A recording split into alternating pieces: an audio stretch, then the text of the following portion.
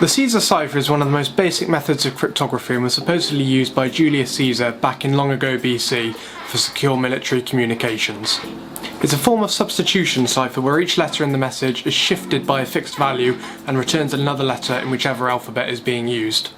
By the time you've applied this technique to each letter in the message, you end up with a load of gibberish. Here's a quick demonstration in more detail of how it works, but feel free to skip through it if you already know this. So the simple substitution cipher works by taking each letter in your message and shifting it along by a fixed number of positions. So if we were to have a message that simply said A, B, C and D, and we had a key of, let's say, 3. So each character in the message is shifted along 3 times. So A would become 1, 2, 3, D. B would become E. C would become F. And D would become G. So if we were to take a more realistic message, let's say, hello there. And we would use a key of 5, then we would shift each letter along by 5 positions. So H becomes M, E becomes J, L becomes Q twice, O becomes T, T becomes Y, H becomes M, J becomes E becomes J, R becomes W, and E becomes J again. And obviously looking at this now, that doesn't really make any sense to you or I. Once we know our encrypted message and the key, then we can just reverse the process to get our original message. So instead of shifting each letter to the right 5 times, we would shift each letter to the left 5 times. So J would become 1, 2, 3, 4, 5 E, W would become 1, 2, 3, 4, 5 R, and so on. If we have a message that includes a letter towards the end of the alphabet, so let's say the word zebra, with a key of +6. Obviously there aren't any letters after Z in the standard Latin alphabet, so what we would do is we would loop round back to the beginning and carry on from there. So if we had a key of +6, then Z would become Z to A, so 1, 2, 3, 4, 5, 6. That would become F, and then the rest you just carry on as normal. So today I'll be showing you how to make a very basic console program in Python where you can input some text, the encryption technique is applied, and you get some outputted encrypted text. It will incorporate a few basic techniques used in programming, so it might be useful if you're just starting out learning how to use Python or programming in general. We'll start by creating the program with basic functionality, and then we'll add more bits to it step by step, so hopefully you can get kind of a logical idea of how you might create a program and build it bit by bit over time. As someone who is by no means an expert in software development, I find that this is just a good technique to learn programming and understand the core programming concepts. It's probably worth noting at this point that the Caesar Cipher cannot really be considered secure by today's modern standards. The basic algorithm isn't really going to stand much chance against a computer, and even a human can easily crack it with the right sort of techniques and enough time. But since this is about learning Python, we won't worry about that. You can always go away and create a more secure algorithm and apply it to the same sort of program. So for this you'll need a computer and any text editor or IDE of your choice. I'll be using Visual Studio Code, but you can use PyCharm, Notepad++, Sublime Text. Hell, you can even use Microsoft Word if you want to. I'm joking, please don't use Microsoft Word. You'll also need to make sure you have Python installed on your machine, which you can download from python.org for Windows, Linux and macOS. If you want to check if you already have Python installed on your machine, then you just need to bring up your terminal and type in the command python -v with a capital V, and that will display what version of Python you currently have installed if you do have it. You may need to also manually add Python to path in your system's environment variables. If you need help with this, then a quick Google or search on YouTube should bring up a quick and easy video to follow. It's pretty easy to do. Once you have Python and your chosen IDE installed, then you're ready to go. Okay, let's get straight to it. So I'm using Visual Studio Code here, but like I said, you can use any IDE you want. So I'm just going to go to File, New File, and we'll save that. Go to your preferred directory, and I'm going to call it cipher.py. So we know it's a Python file.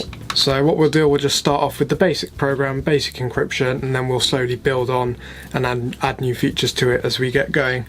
So the first thing we'll want to do is prompt the user to select an option which we will give them. So we'll say they can either have a encryption, decryption, or an option to quit the program. So we'll write a comment and we'll just say get, nope, we'll say, let's say, yeah, we'll say get user input, and just use a hash for any comments, any single line comments in Python. Just put a hash at the start of the line. So what we'll do, we'll create a variable to get the user input. So we'll call that select option, and we'll set that to input, and then the string we'll put out to the user, and we'll print that on a new line. So to do that, just use the escape key, and which is backslash and n. So that just forces the line to print on a new line, so it just looks a little bit neater. And then we'll say please select encryption, and we'll say that's the letter E, or decryption, letter D, or quit, letter Q, to exit. Okay, so that will prompt the user to select either E for encryption, D for decryption, or Q to quit, and then we'll also have another sort of function that will happen if the user doesn't choose any of those options. So the first bit we'll do is the encryption. So if the user presses the letter E, so we'll do got to do a comparison. So we'll say if select option, and we've got to do a comparison here with the two equal signs. So just remember to put 2 instead of 1, because we're comparing a value, we're not assigning a value, so there is a difference there. So we want to set that to either capital letter E,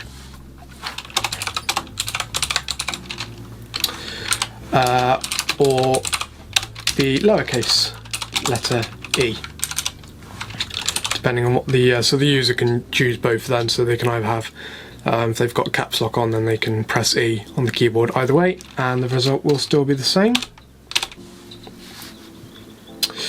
Now, so once we've got that, we will want to actually prompt the user to enter the text they want to be encrypted.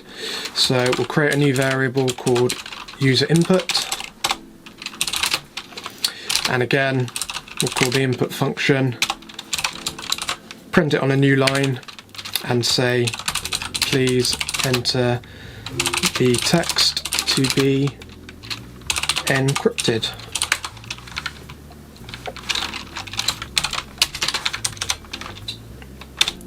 Next thing we want to do is also generate a key to perform the encryption with. So for now we'll just set that to 3, but we'll change that up a little bit later to make it a bit more interesting. So we generate a random key, but we'll just set that to 3 for now. And then the next thing we're going to want to do is create a list of each character in the message that the user has typed in. So I'm going to create a variable called, we'll call it ASCII list, because we'll be creating a list of all the ASCII values for each letter in the message that the user has typed in. Now to do that, we'll be converting each letter into its respective ASCII or Unicode numeric value. So to do that, we can use the create an empty list with the square brackets, and then to convert each letter into its respective numeric value we use the built-in ORD function in Python, and we then want to define what we're actually converting. So we'll say CHR CTR, short for character, and then we want to say that's for each character. So again, CHR, what did I say, CRT, in the user input variable. So this is basically saying create a list of the ASCII value for each character that is in the variable user input. And then we also want to create an empty list to store the new values once we've performed the encryption. So we'll just call that encrypted list, and we'll just create an empty list for now, which we will then add to at the end. And again, we just use the square brackets to create an empty list. So the next thing we want to do is we want to loop through each character in the message, perform the encryption, so converting each character to its ASCII numeric value, adding the value of the key, which at the moment is 3, and then converting that new numerical value back to its original character value. So for that we want to say for L, we'll just say L for short for letter, for L in the list, in ASCII list, that value in ASCII list equals, remember it's a numerical value at this point, its original value plus the value of the key, which is 3. So it will basically be the numerical value plus 3. We then want to, once we've got that new numerical value, we want to convert it back to its original character value. So again, in Python there's a built-in function called CHR. So we've got ORD for converting characters to numeric values, and then CHR for converting numerical values back to character values. So I want to create a new variable, we'll call it encrypted char, and then we want to call the CHR function. It's built into Python, and we want to perform that on the ASCII, whichever item in the list it's currently performing the action on. And then what we want to do is we want to take that new character and add it to our new encrypted list. So we want to say encrypted list dot append. So we use .append to add a new item to the list, and then we want to add the encrypted char value, and then we want to come out the for loop. So that's the for loop for each character in the message, nice and simple.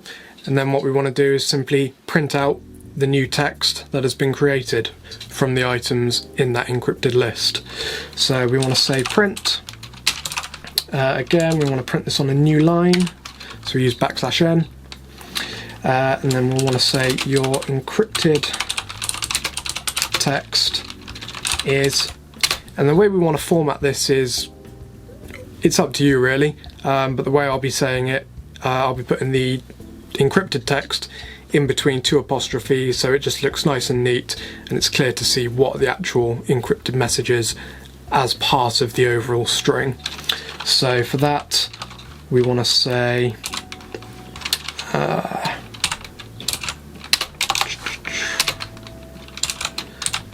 add an apostrophe there,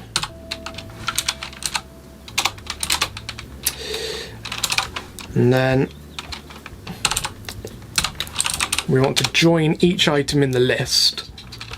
So we want to say .join encrypted list, and that will add each item to the list. And then at the end we just want another apostrophe. So what this bit does here, the .join, that will print each item in the list, and you can use a separator if you want. So in a normal list you might want to use say a space or a comma to make it more readable. Because we're using individual letters which form part of a bigger message or a bigger word, we don't actually want to have any separators between them.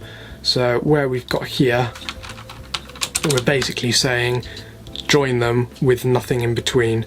So the message will print as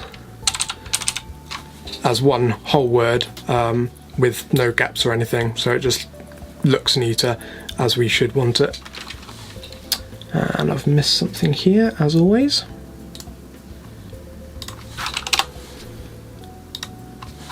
Extra bracket there, not necessary. And then the last thing we want to do is print the encryption key to the user so that they can then decrypt the text if they want to, because they'll know the key. So we just want to say print your encryption key is, and then we just want to print the value of key like so. And that should be it for the first part, so we can save that. And then you want to bring up your command prompt, or however you want to do it. You can actually just run it directly. In this case you can run it in Visual Studio Code, but I'll be running it through the command prompt. So you want to navigate to your directory, and I can't remember what I called mine. Python, I think? Nope, maybe not. There we go. And then in Windows, to run a Python script, we simply need to type Python and then the name of the script, so in this case cipher.py. So there we can see we're being prompted for user input. Obviously the only thing that works at the moment is the encryption option, so we'll press the letter E. Oh dear. And I've forgotten to put the comparison sign there, so we'll save that and try that again. Option, I'm going to press the letter E. There we go, so we've been asked to enter our text, so we'll just say hello world for now. And yep, as you can see, we've got our new text printed out there and our encryption key there. Okay, so the next part of the program we want to do is add the decryption functionality, which it's all very similar. It's basically the same, except you instead of adding the value of the key to each letter, you just take it away instead, so it's just the reverse process. So it's nice and simple to write, and then we'll also add the option to quit the program. So for that we'll want to do another comparison, so we'll say elif or elif, I don't know, however it's said, and then we'll have the select option variable again, and this time instead of instead of E, we will set the value or compare the value to D. And remember to do the double equal sign because we're performing a comparison, not an assignment. If we were to use one equal sign, we would basically be telling Python to manually assign the value of D to the variable select option, but because we're performing like a comparison with elif, it just doesn't really work. So just remember to put that, otherwise you might get issues, or you will get issues. And then again we want to call a variable user input, so we want to ask the user to input the text they want to be decrypted. So again we'll call the input function on a new line, and we'll say please enter your please enter the text to be decrypted.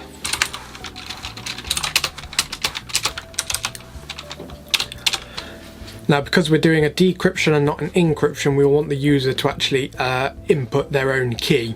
So we can't generate one because there's already a key assigned to whatever text the user is inputting. So we need the user to type one in themselves, whatever they've had from their encryption process. So I want to create a new variable called key. I want to specify it as an integer, so we'll say int, and then again we want to call input please enter your decryption key, just like so. We want to specify it as an integer because obviously as default user input would be generated as a string, and then when we come to try and perform mathematical operations with the key, the interpreter is going to be trying to perform it with a string value, which obviously isn't going to work. And then again, we want to create a list for each character in the message, so we'll create a new variable called ASCII list again, and we want to perform the same operation as last time, converting each character to its respective Unicode value. So for that we use the built-in ORD function, and we'll say CHRTR, short for character, for each character in the user input.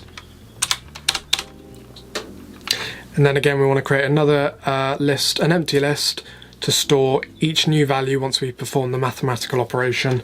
So we'll just call that decrypted list this time.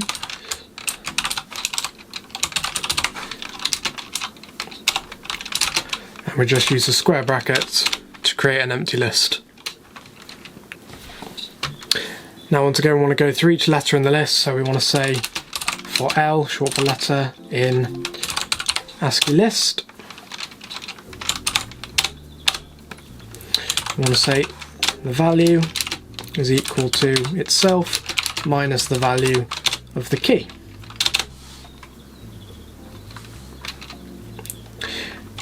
And then we want to create a new variable and we'll call it decrypted char. So decrypted character equals, and then we want to use the built-in CHR function to convert the numerical Unicode value back to its respective character value. And then we want to add each item to the list, the new empty list that we've created, decrypted list. So we use decrypted list.append to add a new item, and then the item we want to add is the decrypted char value. Now, same as last time, last thing we want to do is print out the new string that we've created. So again, on a new line, your decrypted text is, and again we can kind of format this as we like. Again, no gaps between each letter in the list, so we want to say dot join with nothing between them, and then the list we want to append or add each item to is the decrypted list.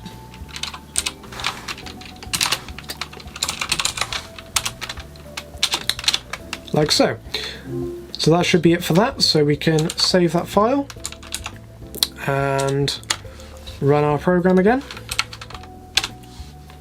So what we'll do, we'll run the encryption first. We'll take a string, we'll copy that string, and try to.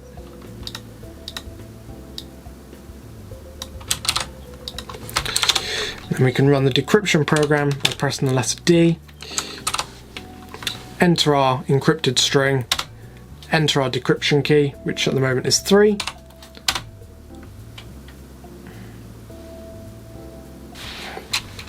I've just realised I've made a little mistake here. That is not ASCII list. That is the L value. Try that again.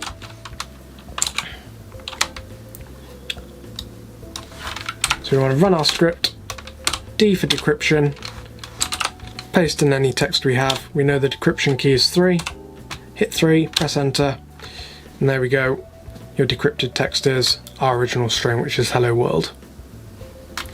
And then the last option we want to give to the user is the quit option. So again, we'll use another comparison.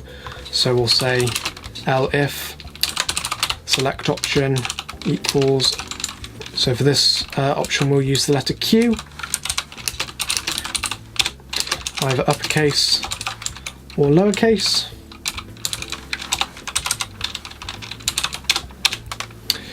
And to exit a program in Python, we can just call exit, and that will, normal brackets, and that will terminate the program. So we can test that. Again, run our file, and then if we hit Q this time, then it stops running. So at the moment when we run our program and we want to select an option, so we'll say E, type in some random text, quite literally. We hit enter, we get our encrypted text and our key, and then the program just terminates. So what we're going to do now is create a while loop, which will basically mean the program continues running until the user forcibly quits by selecting the Q option or just exiting the terminal or whatever. So to do that, very simple. We just want to say while true, and this will basically just create an infinite loop. And then we just want all of our code so far. Highlight it all, hit tab, and that will place it all within the while loop. So we can save that, run our program again, and this time if we type in some random text, we get the encrypted text and our key, but then we're taken back to the initial option. So from that point we can then say decryption, again same process, and it goes back to the start until we manually press Q and close the program like so. So the next thing we'll do, at the moment we are, for our key value, we're just assigning it a static number, so that's not being generated, it's just what we've built into the code. So what we want to do now is generate a random number, so each time the encryption process is run, the key is actually different for each message, so it just makes things a little bit more interesting. Now, to generate random numbers in Python, we can use the random module. So for that we just need to type import random at the top. So a module is basically just a predefined set of code or instructions which can then be used in other Python programs. So it just saves you writing everything from scratch. So the random module is Python code that's been pre-written, and we can just call it to use it wherever we want. So again, it just makes life easier for us really, because we don't have to generate a random number from scratch. So down here where we've got our key value, instead of setting that statically as a number 3, what we'll do is we'll call the random module, and then we'll want to say .randint, so random integer, and then we can define the parameters for our random number, so the value, so the minimum value and the maximum value, and we'll get pre-generated, a random number generated between those two values. So to do that, we'll just want to say the first number, so the minimum value, comma, and then the maximum number value. So for that we'll just say 200 and 1000. So the key that will be generated will be between 200 and 1000. Now the reason I've chosen 200 instead of say 1 or 10 or whatever is because there are a few on the Unicode table keys such as say the delete key and the enter key that they kind of fall in within the 1 to 200 range. I think those keys are about 125 or so. But if you end up encrypting your text to include those values, then you can end up with it messing around with your string at the end. So you might end up with if you've got the value of enter in your encryption in your encrypted string, then you might have part of your encrypted string on one line and then part of it on the other. It just messes around with it a bit. So by specifying 200, we know that each numerical value is going to be a minimum of 200, and it just kind of covers a range of numbers which we don't really want to include. Just makes life a little bit easier. It's not a huge problem, but it's easily avoidable. So at the moment our program runs fine in terms of the basic functionality. We can encrypt, we can decrypt, and we can quit the program. But what happens if we say enter an invalid value? So, excuse me, let's run the program. Let's say we want to decrypt. We've got a message and we want to decrypt it. So we press D, we enter in the text, whatever that is. We're then asked for the key. What happens if we put in, say, the letter T? obviously that isn't a numerical value, that will throw an error, like so. So the way we want to avoid that is we want to put everything that is in for the decryption side of things, everything here we want to put within a try-catch block. So basically if we get an error thrown, then we'll have a different piece of code run rather than actually crashing the program. So to put everything here within your try-catch block, you can just type try with a colon, print all the way down to the print line, hit tab so it all falls within that block, and then to go with the try block we also need a accept value error. And what this will do, if any of this code here is run but encounters problems, such as having a string for the decryption key, then instead of crashing, it will throw the error and run this code here instead. So what we'll say here is print on a new line, and we'll want to say, try that again.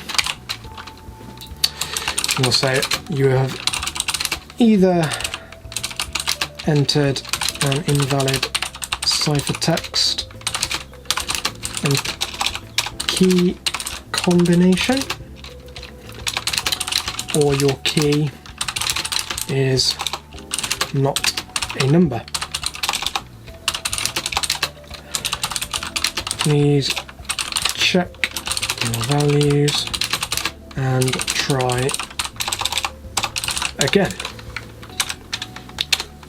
And what that will hopefully do is cover any errors that I have so far found to be possible with the program. So the two main ones there are obviously entering a string value for your decryption key, and you can also get some issues with basically creating trying to go out of range of the standard ASCII table. So if you've got let's say a decrypted text where all the numerical values fall within say 0 to 100 range, and then you input a key of let's say 300, although that is still an integer, the mathematical operation that it's going to be trying to perform is, let's say the value for whatever character is 90 minus 300, that falls out of the ASCII range, and therefore that will throw an error. So that covers that. So invalid text and key combinations, or invalid keys. And we can test that like so. So save the file, run our program again. So we'll say D for decryption, we'll enter some random text, and then this time if we hit the letter T where it should be an integer, then instead of crashing the program, we get that string from the accept value error line, and it just loops back to the start. And the last thing we'll want to do is create another comparison. So basically, if any of these conditions aren't met, so either the encryption, decryption or quit options, if those conditions aren't met, then run this line instead. So else for anything else, any other condition, and we'll say please select a valid option. Save that and run.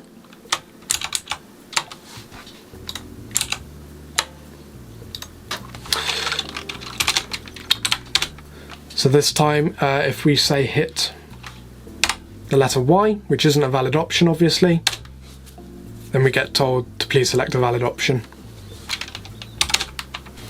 And the last thing I want to do obviously is comment your code. I should have probably done this actually going through the program, but I forgot basically.